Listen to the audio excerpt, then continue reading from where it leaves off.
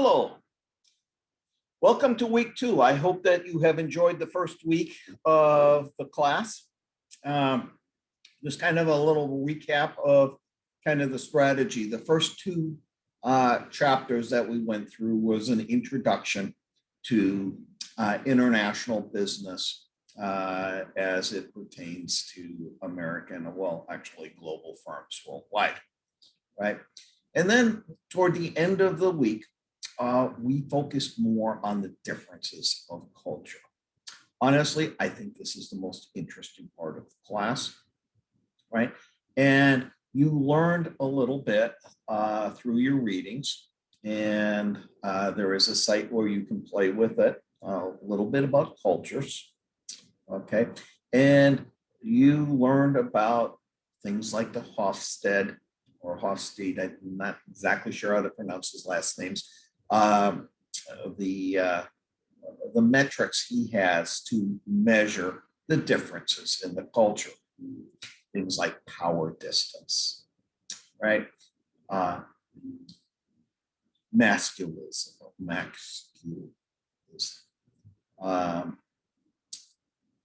uncertainty avoidance, things like that, right? And there is a site on his webpage, which I believe I gave you guys a link to, where you can compare different countries from each other and see how they are fundamentally different. Now, this is relatively important when you realize that you will be working with foreigners in your career, right?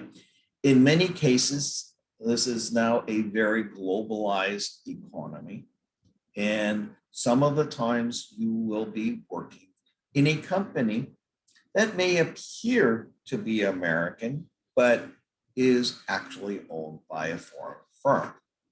So for instance, if you are doing banking at the BBVA Bank in Bishop, okay, what used to be Compass Bank, all right, you are dealing with an international bank when that is headquartered in Spain, right? When you are dealing with a company like Citibank or Citicorp, they will have banks around the world in the other direction. Right? Firms like GE Healthcare, where I used to work, we had employees around the world. When we had meetings, oftentimes it was through Zoom or WebEx meetings or teleconference calls. Okay, what we have all become accustomed to in the last year and a half of the pandemic, which you guys have gotten used to.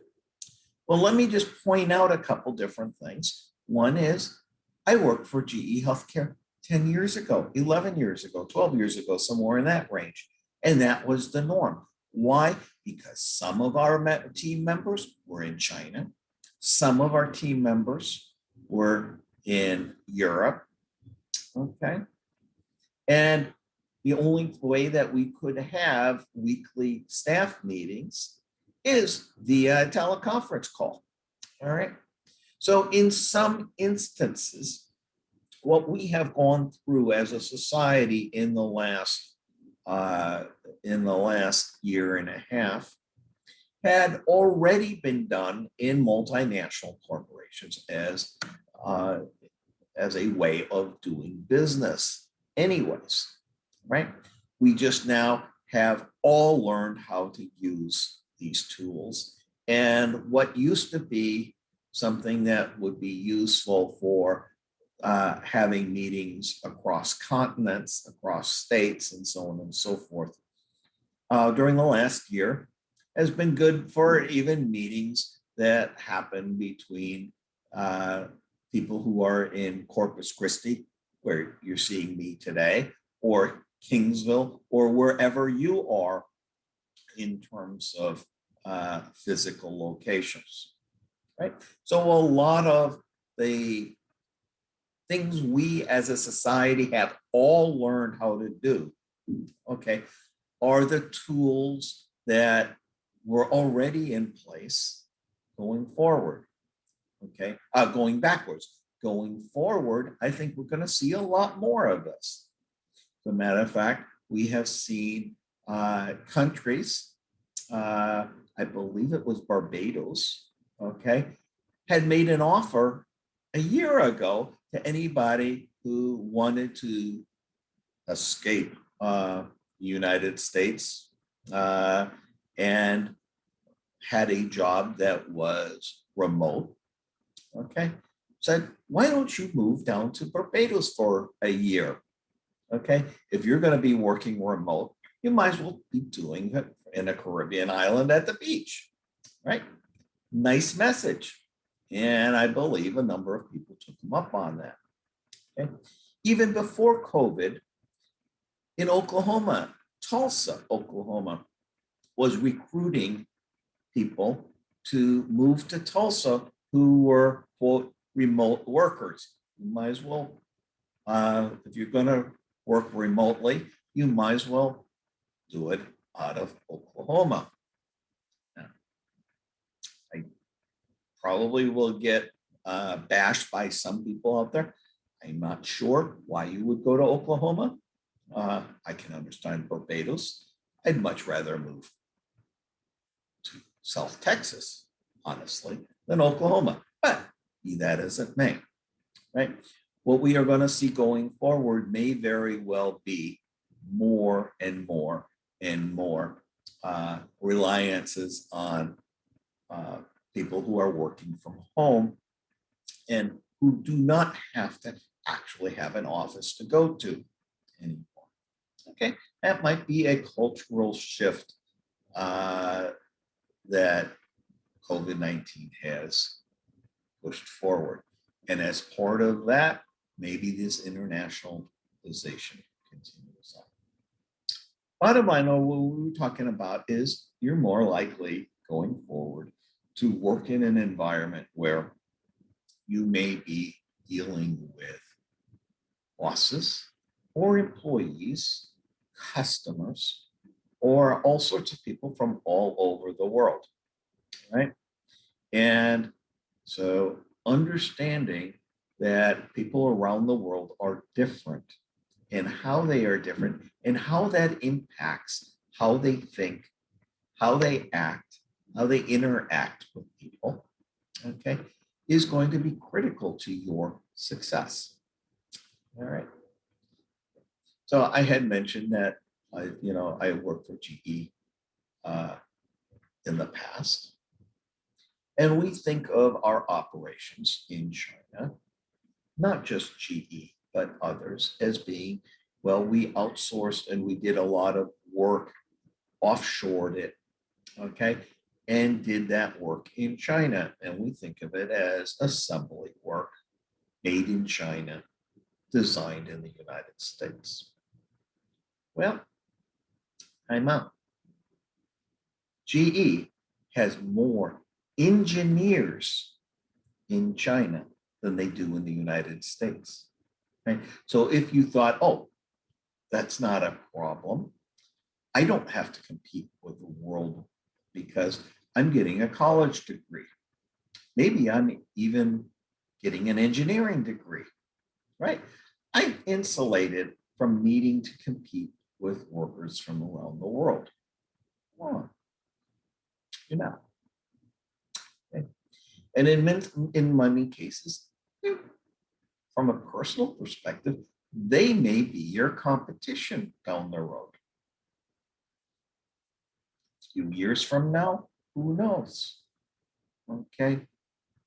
My job as a professor may be shifted to Peru, Brazil, London, anywhere in the world that has access to the internet.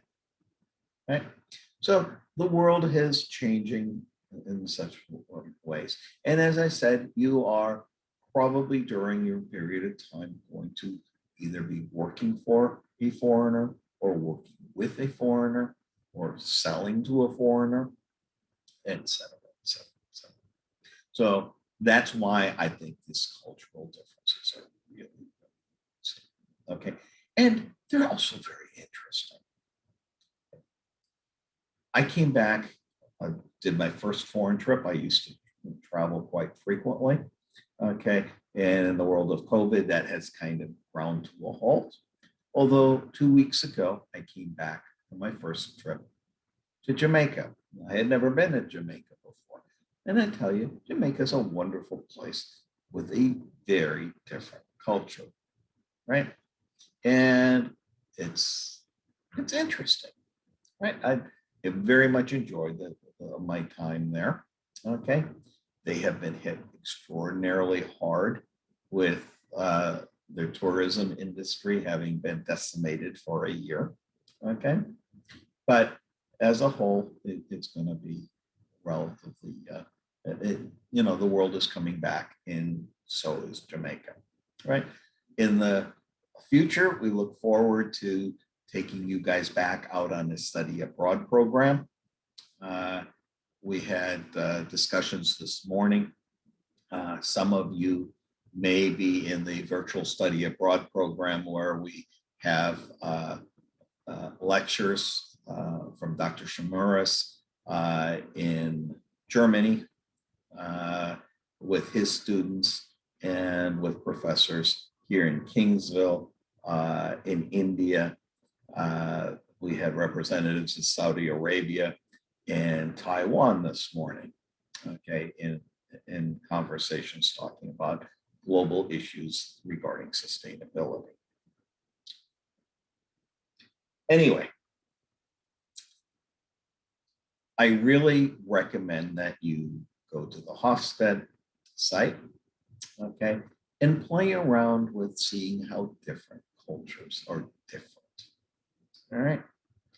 And you get to see some of that, how the culture is different when you go, when I said you go traveling. Greece and Turkey are next door to each other. Right? And they, when we were just traveling, essentially as tourists, we saw a huge, huge difference in things like entrepreneurship. Right? When we were in Turkey, there were always people out there trying to hawk wares and things like that in the streets. It was a hot day. There were always folks out there, even kids out there trying to sell ice cold water. All right. Okay. When we went next door to Greece, okay, it was almost impossible to spend our money. Okay. It's just a very culturally different place. Okay. The level of entrepreneurship was practically non-existent in Greece. All right. When we went to the Acropolis, you have to climb up a huge mountain. We were parched by the time we got there. That would not have happened in Turkey because there would have been entrepreneurs that would have tried to be selling us water. In Greece, that's too risky. Okay. Neighboring Albania, where I spent some time, is more like Turkey. Actually, it's even more than that. Okay. The minute it starts raining, 5 minutes later, there are umbrella salesmen all over the city hawking their wares for those who are stuck on the street and did not realize that rain was in the forecast that day. Some of that comes from things like uncertainty avoidance. To be an entrepreneur, you've got to embrace risk and managing of risk. Okay. If you are in a country where risk is very much something to be avoided, you don't go out and do things like go to the wholesale market and buy 500 umbrellas, at $1.50 each, so you can sell them for $5. You don't do that because if you are a risk avoider, right, you do things like, well, what if it doesn't rain tomorrow? I can't sell an umbrella when it's not raining. Yeah, they're also good for sun, but you can't sell an umbrella when it's raining. What if it doesn't rain tomorrow? What if it doesn't rain next week? What if it doesn't ever rain again? I'm stuck with all these umbrellas, right? That's a risk I'm not comfortable taking. Your different levels of risk avoidance will bring you in different areas. Right? Cultures, you'll notice that cultures are different when it comes to things like long-term versus short-term thinking.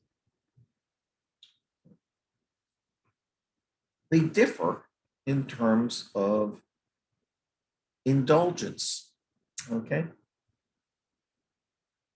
Is it okay for me to splurge on myself?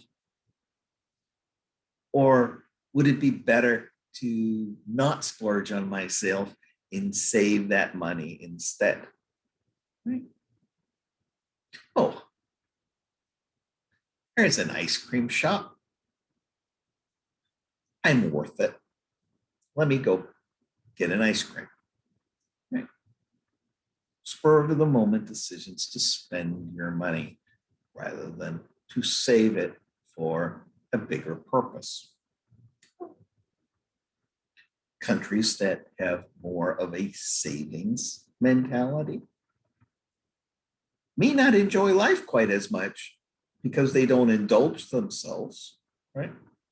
But it may be something that long term allows them to be more successful. Okay.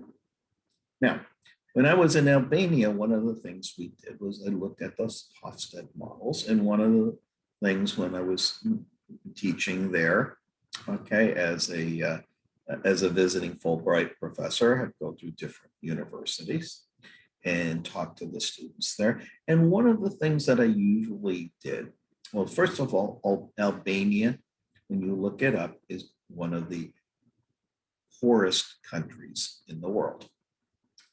It's one, well, so one of the poorest countries in Europe. Let's put it that way. It is the poorest country in Europe. It was the last country to have kicked out their communist dictatorships, right? Even in the communist years, okay, the Albanians kicked out the Russians and then brought in the Chinese as being their benefactor. And when Nixon went to China, the Albanian dictator threw out the Chinese because the Chinese were getting soft on them, right? So that was the culture of Albania, and it was a very isolated country that did not interact with almost anybody in the world because they were fighting with the West mentality wise, right? They were fighting with the Russians and the communist bloc countries. They weren't in good relations with them. They threw out the Chinese, okay? So all of a sudden they weren't really trading with them, and they were a little bit paranoid that they were going to be attacked by any of those three nations. Honestly, the world didn't care about Albania enough to get into a war with them. But when you go into Albania, you will see there are more around the countryside. Everywhere there are these bunkers that were designed for self-defense should they be invaded by the Chinese or the Western countries or the old former communist East Bloc countries, right? So it was a country for a very long time that was similar to North Korea in that they were extremely isolated from the rest of the world. Okay. Nowadays, all right, they are trying to, they overthrow the dictatorships, right? Communists are gone. They're trying to join the EU. Okay? They're one of the most Western friendly countries there is. Okay. You want to go on a good vacation, Albania is a real interesting place. Okay, it's got the Alps down in the north. It's on the Adriatic Sea, I believe, is the body of water they're on. They're just north of Greece. They've got, it's a great country, and they love Americans there. Okay?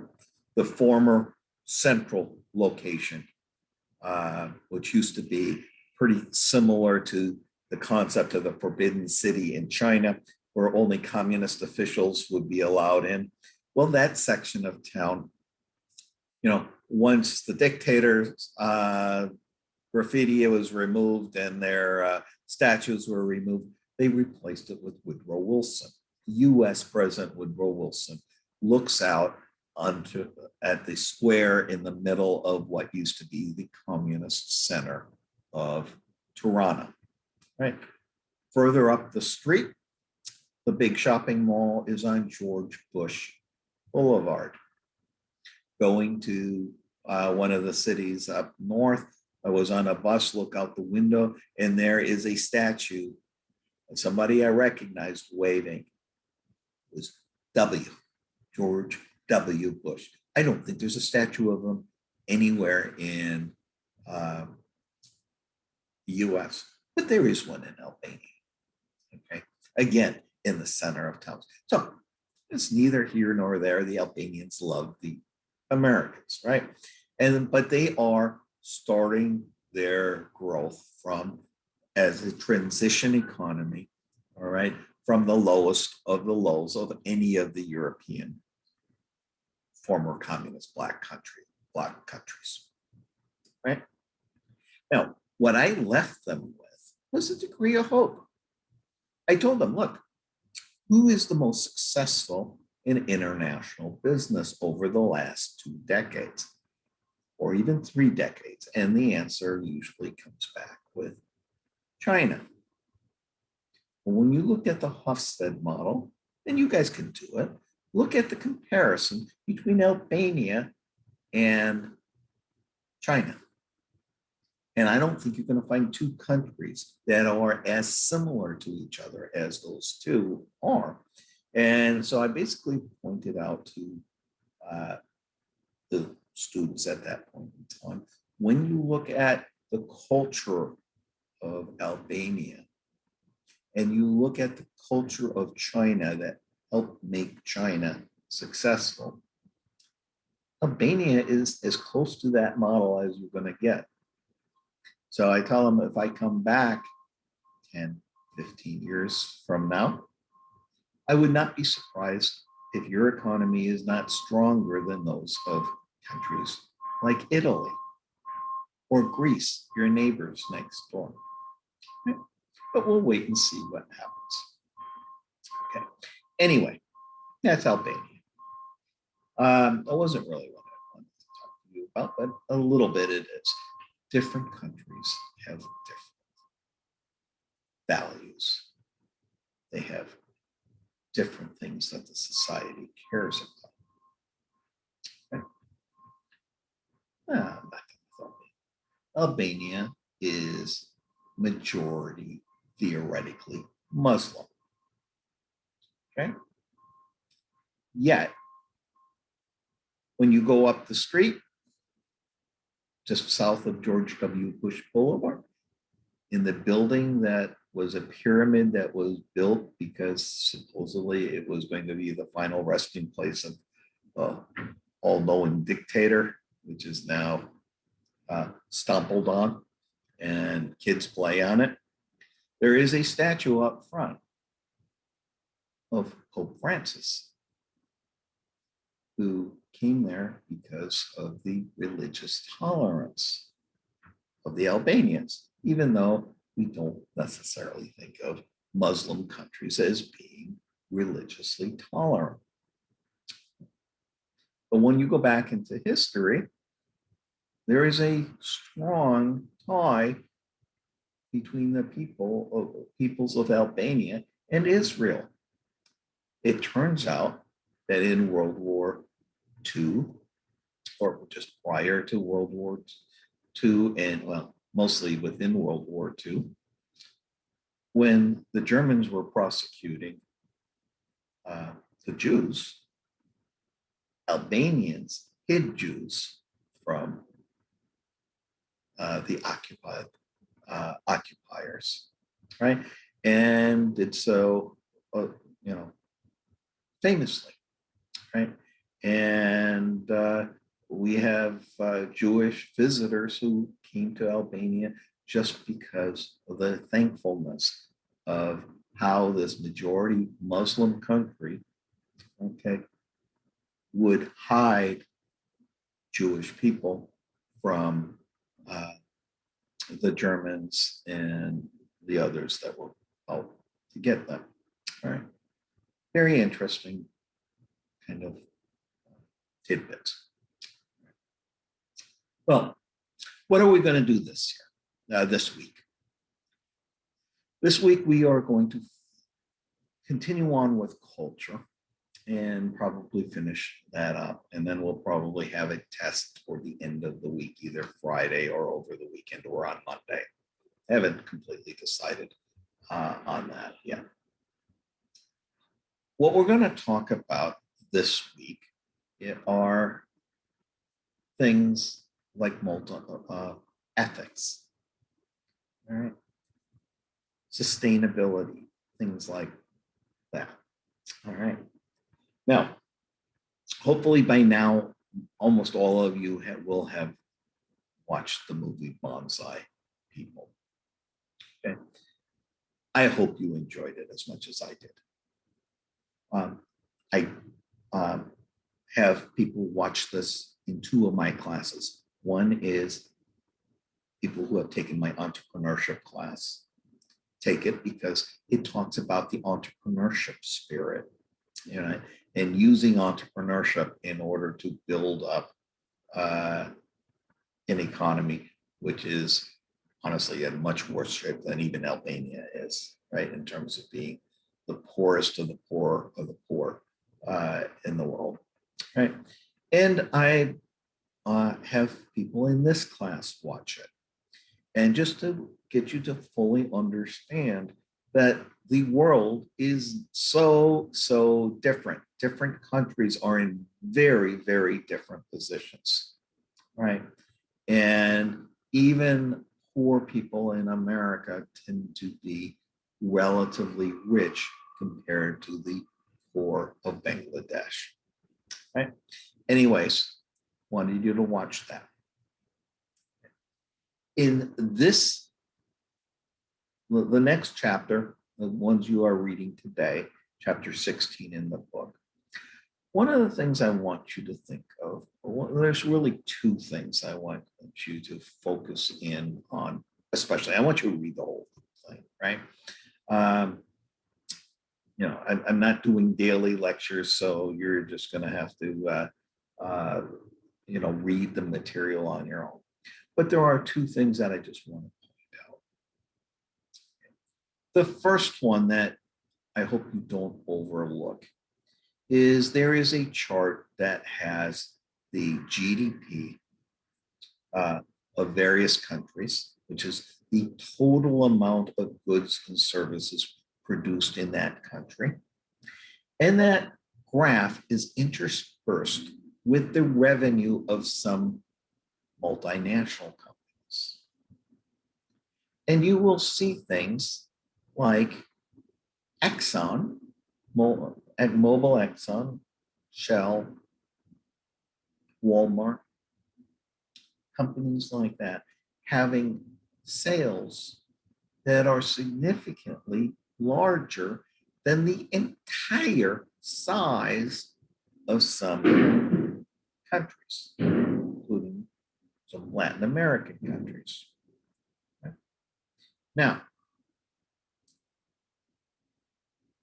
where this comes into play when it comes to ethics is when we have multinational firms that are trying to do business around the world and they encounter a government in, let's say, a small Central American country,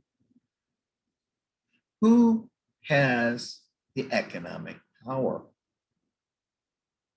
The country is significantly smaller. The entire country is significantly smaller and has less resources than the multinationals.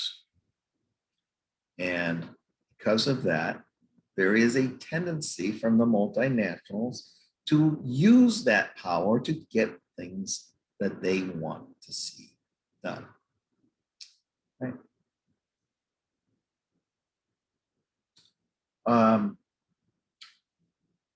What is the saying? Power corrupts, absolute power corrupts absolutely, right? Or something along those lines. When you start dealing with large multinationals, dealing with foreigners and foreign governments, there is a possibility and a tendency for some heavy-handedness that is not in any ways ethical. The next thing I want you to focus in on is the concept of ethical. What is ethical?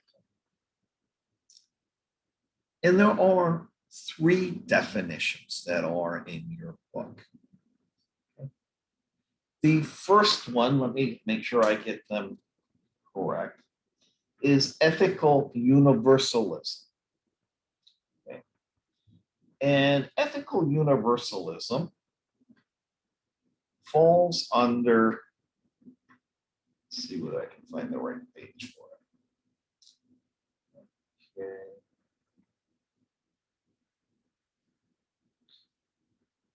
Ethical universalism and ethical relativism are on page 499 of your textbook, right? Ethical universalism believes, people who believe in ethical relativism or universalism believe there is one set of right or wrong. Okay? And it doesn't matter whether you are in Canada or in the United States. If something is wrong to do ethically in the United States, it is wrong to do ethically in Canada. It is wrong ethically to do in Jamaica. It is, if it's your set of right and wrong, right? If you don't think it's right to do it in the United States, do you feel comfortable doing it in South America? If the answer to that question is no, if something is ethically unethical to do in the United States, being across the border and being somewhere else around the world does not make it ethical. If it's unethical regardless of where you are in the world, universally. Right? And if we are running a company, if you are a president of a company, and that company is an American company, you can say, you can have an all employee meeting via Zoom, and you can stand up and you can proudly say that we have a set of ethics in this company. This is what we stand for. And what our set of ethics are universal throughout the world. Okay? If it's unethical to do in our home country, it is unethical for us to do it in any other country in the world. And we as a company will not do that. Okay? Now, can you look up to that president of your company and say, he is a good and honorable man because he's got that mentality? And the answer is, I think, yes. Right? If we looked at a company like Chick-fil-A, Chick-fil-A or Hobby Lobby here in two companies here in the United States that are run by management, owners and management who, for a variety of reasons, believe it is not ethical to be open on Sundays. It has a religious tint to it, right? But Sundays are in their mind supposed to be a day, a holy day, not one for commerce. Now, I can bet you, you're wrong, but I can bet you that if Chick-fil-A were to open up a restaurant, and that restaurant would be in Germany, I can guarantee you, almost guarantee you, that that restaurant would not be open on Sundays. Why? Because they would be more likely than not believing in ethical universalism. And as an American company, what's not ethical in the United States, in their opinion, being open on Sundays, okay? At least for them to act that way. Okay, that same thing will be true around the world, more likely than not. Okay, he's putting his money where his mouth is. He could make more money. They could make more money if they're open on Sundays. I personally have driven past many Chick-fil-A's on a Sunday wishing they were open. Okay? But they're not, and I respect them for it. That's their decision. And they will have universally made that around the world. We can look up to the president. We may not share his religion. We may not share his interpretation, but we respect his right to have made it, I think, in good faith. We'll go back to those words of good faith in a few minutes. Okay. Now, there is another set of companies, and let me just, I'm just going to pick, I'm not going to pick a specific company. I'm just going to talk specifically about a president standing up, the same type of people, saying, look, we are headquartered in the United States. We do some things that we consider to be ethical in the United States, and we will avoid doing things that are viewed as unethical in other parts of the world. Right. Well, sorry, let's step back. Here in the United States, we have a set of ethics. We will be ethical in the United States. Now, other countries may have a slightly different set of ethics. Okay. And some things that we allow here in the United States might be viewed as being unethical in other parts of the world. For instance, it's ethical here to give someone 2 weeks of paid vacation. If we were going to go to someplace like Germany or Sweden, they would look down upon that and say, that is worker exploitations. You should be given workers should have a minimum of 6 or 8 weeks instead of 2 weeks. 2 months worth of vacation is what is proper and ethical.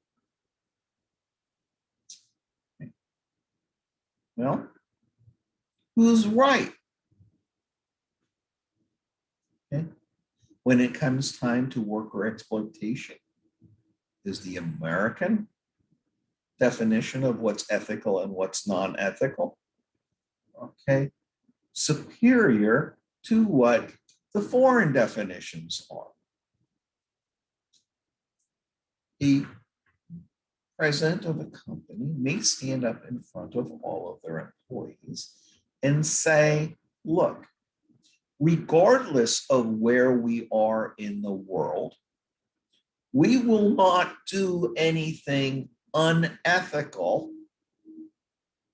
in the countries that we operate. So if the ethical norms in Jamaica say we should be doing this, we are not going to argue that the American ethical norms are any more superior than the Jamaican ones. When in Jamaica, we will work tirelessly to make sure that nothing we do in Jamaica, okay, is considered to be unethical in that country. When we operate in Sweden, we will operate ethically according to our Swedish operations. Will work ethically to make sure we are not doing anything that the Swedes would consider unethical. When we are in Saudi Arabia, we will do nothing that is considered unethical in Saudi Arabia, even though it may be acceptable in the United States. If we have that type of a president who says, around the world, we will respect the ethical, cultural beliefs of the countries we're in, and we will abide by them regardless of where we are in the world, right? You are dealing with ethical relativism.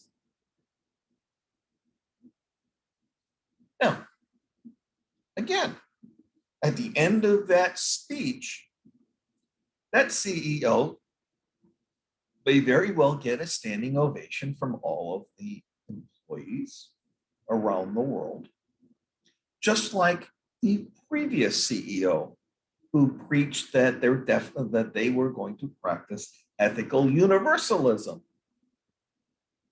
might have gotten standing ovations around the world, right? So, oh, we have someone who knows what they believe in, and they will do what they believe in. The people who run a business that is ethical relativism, same thing, a completely different strategy, right?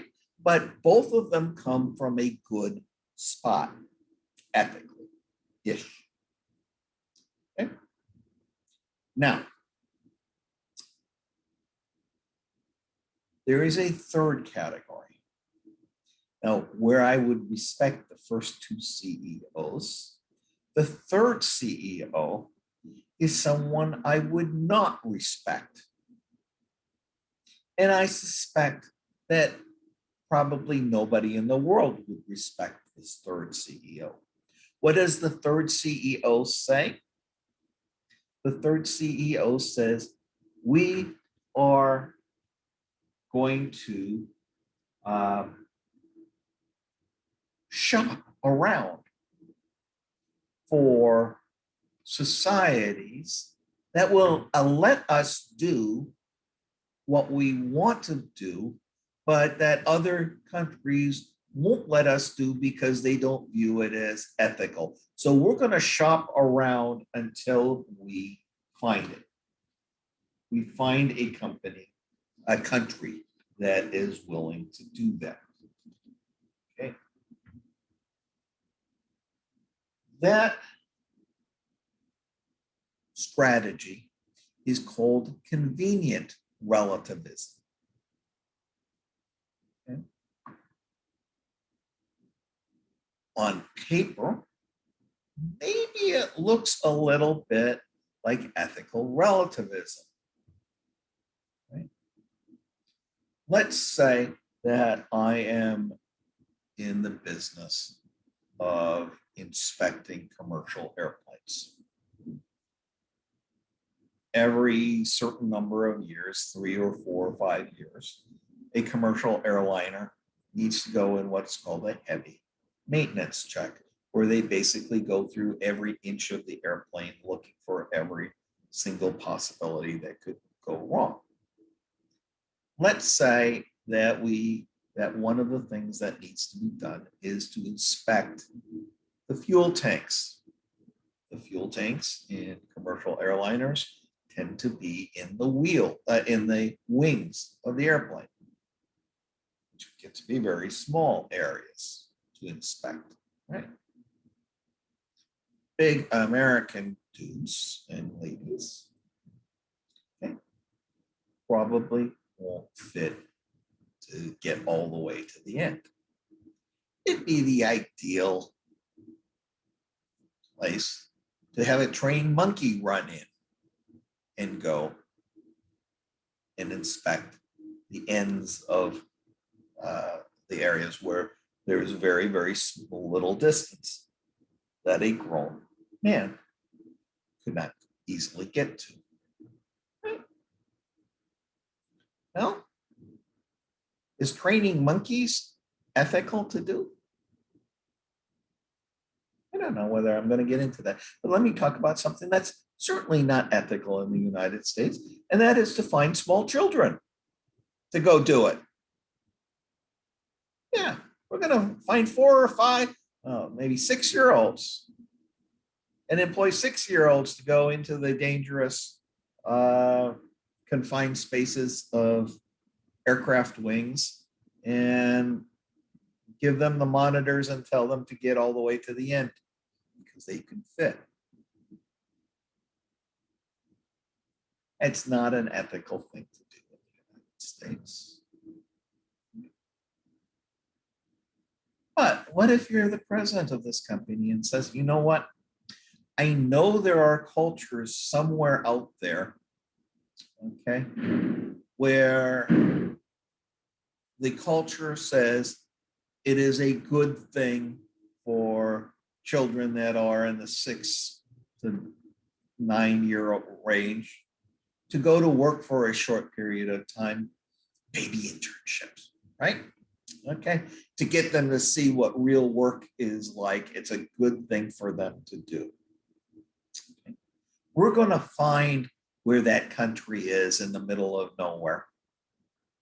And then we are going to move our inspection services to that country.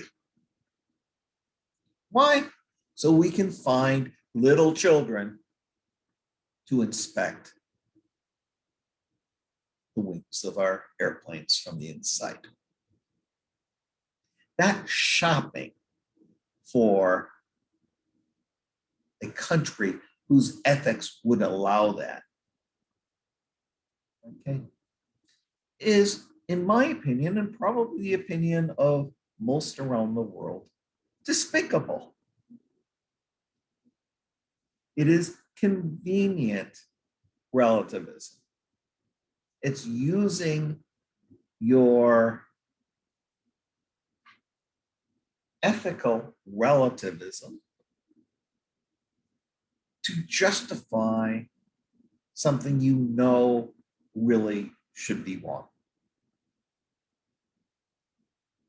From an ethical point of view, it's kind of hard to look at a company going backwards without internal understandings as to what happened. But just looking at it, if you saw a company that was located in a country that allowed children to do that, ethical relativism would allow you to say, oh, okay, that's viewed as a good thing in that country. Okay, we will abide by that country's norms and let it happen. Right? We're not going to impose the American or other countries' standards on that country. It's a difference between that and going and having an operation there and allowing it to happen there versus actively seeking out someplace.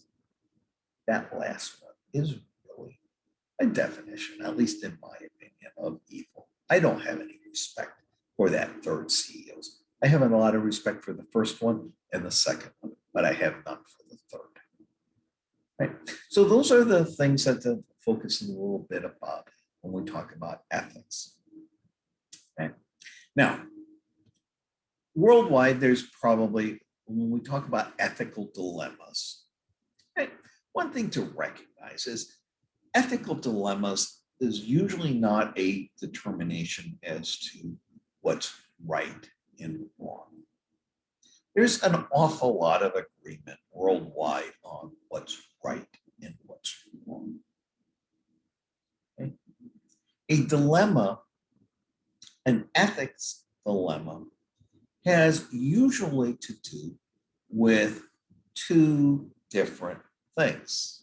A dilemma means we could go in this direction or this direction. We could go right or left, and we have a dilemma. We don't know what to do. Okay? So an ethical dilemma is one where you are probably facing a damned if you do, damned if you don't situation. There are positives and negatives in both directions. Okay. If you are in a different country, there are positives and negatives, but they may have different levels of importance. Okay. And when we are dealing with dilemmas, either on the positive side or the negative side, right? If you have one path that is a good path, and you have one path that is an evil path, it is not a dilemma. If you choose to go the evil route, you are an evil person. You don't have an ethical dilemma. Dilemmas are usually when you do things in one path and it has some negative consequences. If you go in the other way, you can avoid those negative consequences, but you create some other negative consequences and you have to balance. Dilemmas are figuring out how to deal with those balances. When we go to different cultures in different situations, what you use to make those ethical comparisons going to depend upon the society and the situation that each country is in. So when we talk about doing unethical and ethical things, we are usually not in the extremes. We are usually having to balance things out. And by the way, some things that ethically have negatives, such as creating pollution, also have positives in that it would be creating things like jobs and employment possibilities. How do you trade off those two? Those are the dilemmas that are in ethics. One of the, so those are the things that we're dealing with now. Overlaying all this is there is a lot of talk right now about things like CO2 gases, okay, which is a global warming scenario, which is an ethics for the nation, for the world, right? Because the impacts that we would have are not just localized, like smog, reducing smog pollution, would be getting rid of a localized pollution problem. You are doing some stuff that is not just destroying your local world or your country's environment, you are potentially destroying the lives of people around the world. What you do, if you are in Canada, what you are doing may very well impact the severity of hurricanes that hit Louisiana, Texas, etc., because of global warming. Right? Global warming seemingly is making the Gulf of Mexico a little warmer every year, and we are getting seemingly more and more hurricanes. Impact small little impact here around the world. There are islands, there are countries that may not exist in the future if the polar ice caps keep melting, specifically the Arctic. The Antarctic is the other way around. Okay, never mind. All right. Anyways, so those are the types of issues you're going to be dealing with in this chapter. And we will talk about the next chapter you guys are going to deal with is human resources, hiring, dealing with an expat population. Expat are people who, expatriates who have left their country to work in another country, either short-term, medium-term, or longer-term, right? It's a very interesting thing. A bunch of professors have become expats by teaching in other universities around the world for a short period of time. For the 4 months that I was in Albania, I was an American expat, expatriate working in Albania. We'll talk about those types of issues in the next chapters, right? Then when we're done with talking mostly social issues, people issues, we're going to go back and start talking a little bit about business issues in general. Remember, international business, this is the 2 words, international and business. Some of you may be taking this class as a gen ed class. I believe it is still theoretically a gen ed class. For them, we're going to talk about some of the issues of running a business. And we'll talk about what makes those things a little bit more difficult when we deal internationally, right? And that stuff is going to be toward the second half of the class. But at the end of Friday, we will have covered the first half of the class pretty much. So it's a summer classes just move fast. All right. Anyways, I'll probably be back in touch with you before the week is over with another little discussion. And we'll talk a little bit about what's going to be on the first major test. Again, I will host chapter quizzes, so you're welcome to take those when I post them. And then we will have major test 1. We'll have major test 2 at pretty much one of the last sessions of the class, and then we will have a cumulative final, and that will give you give you that. The other housekeeping issue this week, I am going to assign you into groups of 3, okay? And you guys can decide amongst the 3 of you whether you guys want to work as a team or whether you want to do the projects individually, or one may choose to do it individually and the other 2 say, we'll do it together. That's going to be sort of up to you. I will give you teams of 3, and I will give you a country and an assignment, and we'll probably talk about that toward the end of this week, what I'm expecting of that. Okay, with that, I hope you're enjoying the class so far, and I hope to see you soon. Bye.